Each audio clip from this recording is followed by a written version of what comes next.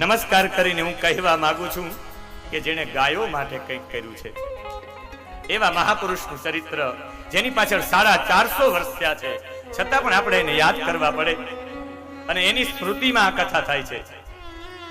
કૃષ્ણએ તો સ્પષ્ટ કહ્યું છે કે મને ઓળખવો હોય ને એ પેલા ગાયને ઓળખવી પડે. તમે ગાયને નથી ઓળખી શકતા તો તમે મને પણ ન ઓળખી શકો. હિન્દુની વ્યાખ્યા શું છે એના માટે સ્મૃતિ ગ્રંથો કહે છે ગોષુ ભક્તિર ભવેદ્યસ્ય પ્રણવે ચ દૃઢામતી પુનર્જન્મનિ વિશ્વાસ સવે હિન્દુ ઇતિ સ્મૃતઃ. હિન્દુની પહેલી વ્યાખ્યા છે ગોષુ ભક્તિર ભવેદ્યસ્ય, જેને ગાયમાં ભક્તિ છે એ હિન્દુની પહેલી વ્યાખ્યા છે. પ્રણવેશુ દૃઢામતી, જેને ઓમની અંદર દ્રઢ મતિ છે. અને સંન્યાસીઓ અંતિમ સમયે ઓમ પ્રણવનો જપ કરે, જે બધું છોડવા છતાં પણ જેને છોડી ન શકે એ પ્રણવ છે. અને પુનર્જન્મની વિશ્વાસ, જેને પુનર્જન્મમાં વિશ્વાસ છે, સવે હિન્દુ ઇતિ સ્મૃતઃ, એને હિન્દુ કહેવા. અને એવા 450 વર્ષ પહેલા આ ગામની ધરતી ઉપર જેને એકદમ નગ્ન સત્ય તાંડવ જેને ખેલું છે, જેને પોતાના શરીરની પરવા કર્યા વિના જેને શરીરને લોથપોથ કરી નાખ્યું છે, જેના શરીરમાં ભાલો વાગવાથી આંતરડા નીકળી ગયા પણ એ વીર પુરુષે પોતાનું જે કપડું હતું એ કપડું આખું બાંધી લીધું ને આ પુરુષ ગાયની પાછળ દોડ્યા છે. 450 વર્ષ પહેલા આ જ ગામમાં આ જ પીઠિયા પરિવારમાં એક સાંગા આતા કરીને પીઠિયા થઈ ગયા. અને સાંગા આતાના 4 દીકરાઓમાંનો સૌથી નાનો દીકરો એટલે હિમરા બાપા. અને એ હિમરા બાપા જેના ઉપર ગેટ ઉપર જેનું ચિત્ર રાખવામાં આવ્યું છે, ગેટ ઉપર જેના મૂર્તિઓ રાખવામાં આવી છે, જે પીઠિયા પરિવારના રગે રગમાં છે, જે કેસર બાપાના રગે રગમાં છે, એ હિમરા બાપા આજે પણ જે વ્યક્તિ આવે એને પરચા પૂરે. 2012માં પરચો પૂર્યો છે. મારી બાજુનું ગામ જ્યાં હું રહું છું ઉમરેઠીની બાજુનું ગામ ધણેજ, બાકુલા ધણેજ. અને એ બાકુલા ધણેજમાં કેશોદથી એક ગોર બાપા, ગીજુભાઈ ગોર બાપા, જેનું નામ નટુદાનભાઈએ આ લખ્યું છે પોતાના ગ્રંથમાં. એ ગીજુ બાપા ગોર બાપા એ યજમાન વૃત્તિ કરવા માટે જતા હતા. મોટરસાયકલ હતી અને એ જ મોટરસાયકલ એ ગીરના જંગલોમાં એ બંધ થઈ ગઈ. સાંજ પડે કીક લગાવે, સાંજ પડે કીક લગાવે. હવે રાત થઈ ગઈ, આ ગીરના સિંહો ક્યાંક બેકાન ન મારે, ક્યાંક હુંકાટો સંભળાય ગીરના જંગલોમાં સિંહનો. અને મુંજાઈ ગયા ને એને હિમારા બાપા પર શ્રદ્ધા. હે હિમારા બાપ વારે ચડજે, હે હિમારા બાપા વારે ચડજે, વારે ચડજે. એવામાં 5 ફૂટ લાંબો મૂછાર માણસ હાથમાં ચાંદીનું કડું પહેરીને આવ્યો. કે શું તકલીફ છે ભાઈ?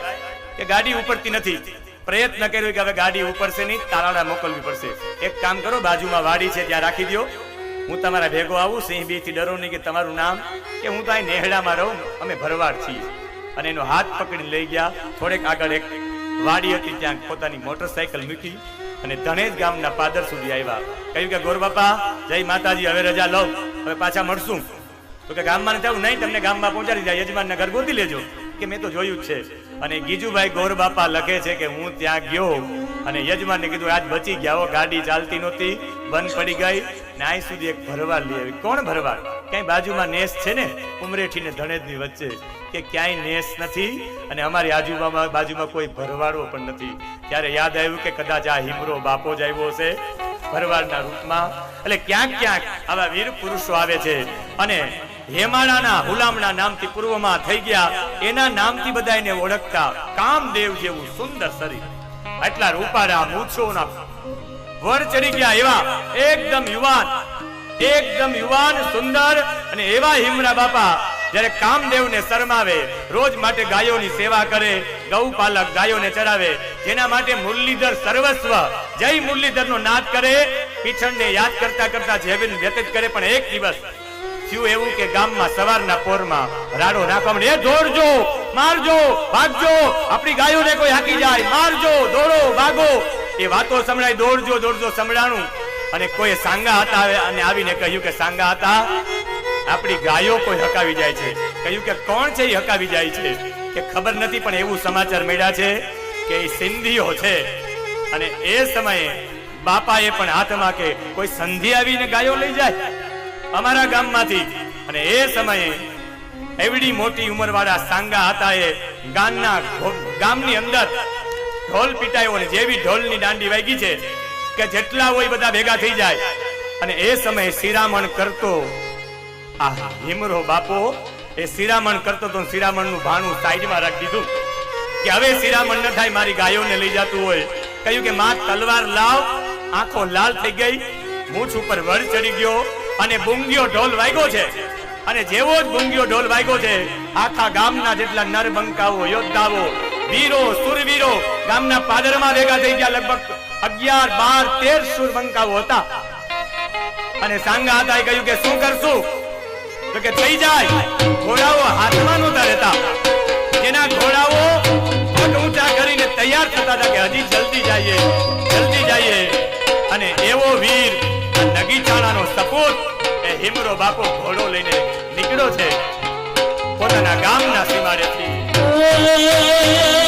સોરઠ ધરતીને રે ગામ સોહાણું નામ રોણું નગીચાણા રે મારા દાદા પીઠિયા કુળમાં પુજાણા હે મારા દાદા પીઠિયા કુળમાં પુજાણા.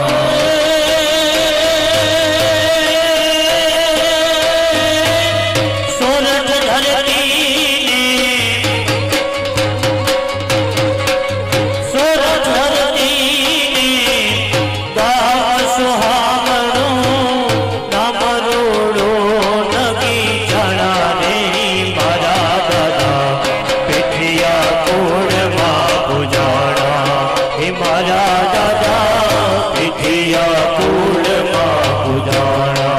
આખો ભેટીયો વાળ્યો છે, કટાર લીધી છે, માથે પાઘડી લીધી છે, એકમાં ઢાલ લીધી, એકમાં તલવાર લીધી. અને એ ઢાલ તલવાર લઈને ઘોડા ઉપર ચડી ગયા છે. ફેંકડો માર્યો તો ઘોડા ઉપર. એ 13-15 જે નરબંકાઓ, શૂરવીરો ઉભા થયા. અને સાંગા હતા એ કહ્યું કે શું કરશું? ખીમરા મેવાડો હિમરા બાપા સાંગા હતા. એ 11 નરબંકા આહીરો સાથે આ હિમરો બાપો ગામના પટાણમાંથી ઘોડો લઈને નીકળ્યો છે. દેશને કાજ જેના બાપ દાદાએ આપ્યા છે માથડા ઉતારે. દેશને કાજ જેના બાપ દાદાએ આપ્યા છે માથડા ઉતારે.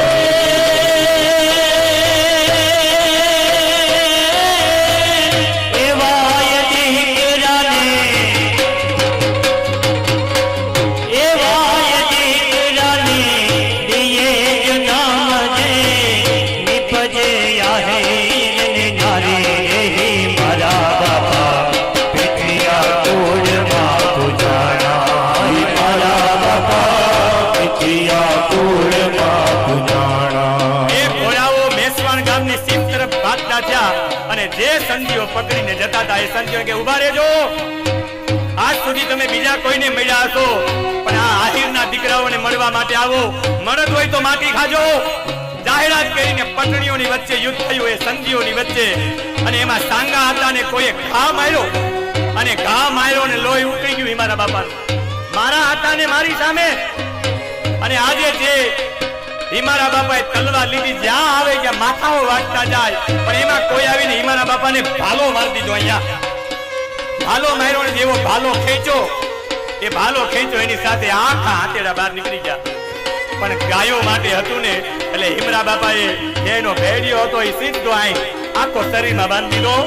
જે હાથેડા બહાર નીકળ્યા એને પણ રાખી દીધા કે તારે બહાર નથી નીકળવાનું જ્યાં સુધી મારી ગાયોનો બચાવ ન થાય. અને હિમરા બાપા સંધિઓ સાથે, યવનો સાથે લડ્યા છે. સુરવીર કોને દાતારી ભક્તિ લોહીમાં છે એ કુમારે.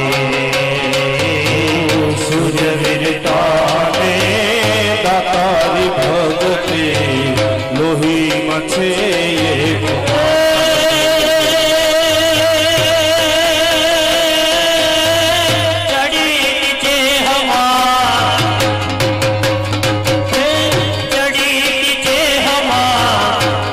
हर खा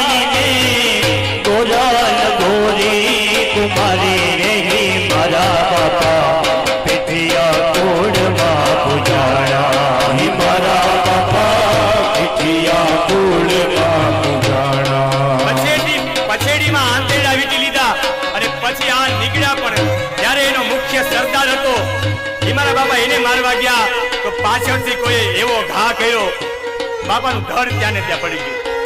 પણ ધડ પડ્યું તો એ આંખો અહીંથી નીકળી ગઈ. એ ધડ નીકળી ગયું તો એ આંખ અહીંયાથી થઈ.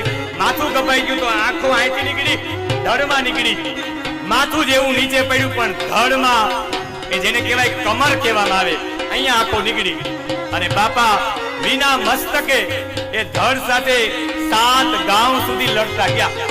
7 ગામના પાદર સુધી, નગીજા ગામથી સીમથી લઈ અને બાપા લડ્યા છે મેસવાણ ગામની સીમ સુધી. અને જેનું મસ્તક પડી ગયું તો એ ધડ લડે છે. ડરી ગયા બધા કે આ તો ભૂતળો છે, પ્રેતળો છે, શું છે?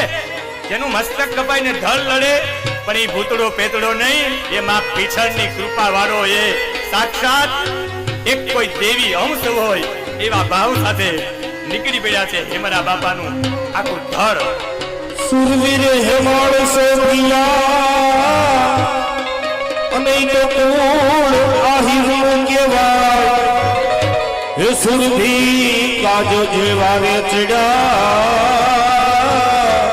હે તો વૈકુંઠ વાતો થા. અડીખમ પાછો આહિર એવો, પીઠિયા કોડ જે અડીખમ પાક્યો આહિર દેવો, પીઠિયા કુળ જે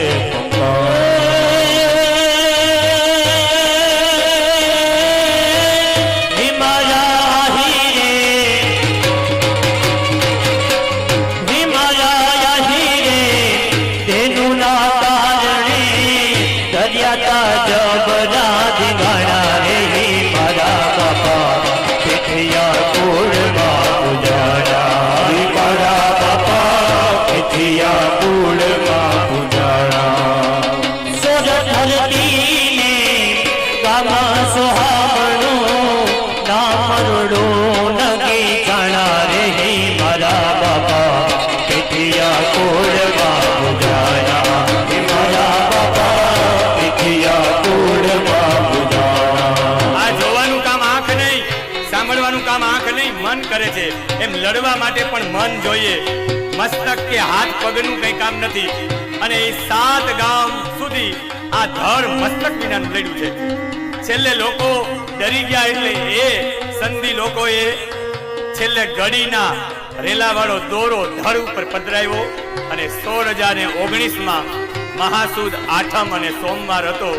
એ દિવસે મુરજી પટેલના ખેતરમાં એ હેમરા બાપાનું ધડ પડી ગયું છે. આજે પણ એ મુરજી પટેલના એમાં એનું જે પડેલું ધડ છે, એ ધડમાં આજે પણ ત્યાં ધજા ફરકે છે ને આજે પણ પૂજા થાય છે. એમ આય નગીચાણા ગામમાં એક સાથે 13 પાડિયાઓ છે અને જમણેથી ત્રીજો પાડિયો આ હિમરા બાપાનો છે, જેને ગાયો માટે બલિદાન આપ્યું. કદાચ મને એવું લાગે કોઈ ગ્રંથમાં કે કોઈ પાસે એનો જવાબ નહીં હોય, પણ મારું અંતર મને એમ કહે કે ત્યારે મુરલીધર આવ્યો હશે અને કહ્યું હશે માગ શું જોઈએ. ત્યારે હિમરા બાપાએ કહ્યું હશે કે મારે કોઈ દેવત્વ નથી જોતું, કઈ નથી જોતું, મારે પાછો જન્મ પણ નથી જોતો, પણ એક પાડિયો નગીચાણામાં થાય ને લોકોને ખબર પડે ગાયો માટે બલિદાન આપો. તમે ગાયોને સમજી શકો ત્યારે ગોવિંદને સમજી શકો. ગાયોને સમજાવવા માટે, ગાયોની સેવા સમજાવવા માટે આ મહાપુરુષે કોઈ જન્મ લીધા વિના ગામમાં પાડીઓ થઈને રહ્યા. એવા વીર પુરુષને, એવા શૂર પુરુષને, એવા ગૌ ભક્ત હિમરા બાપાની ચેતનાને વ્યાસપીઠથી વંદન. હે દાદા મેસવણ થડ તો પૂજાણા નગીચણા વાળા રે. હે દાદા મેસવણ થડ તો પૂજાણા નગીચણા વાળા રે. હજી બેઠા છે હાજરા જોર એવત હિમારા રે. હજી બેઠા છે હાજરા જોર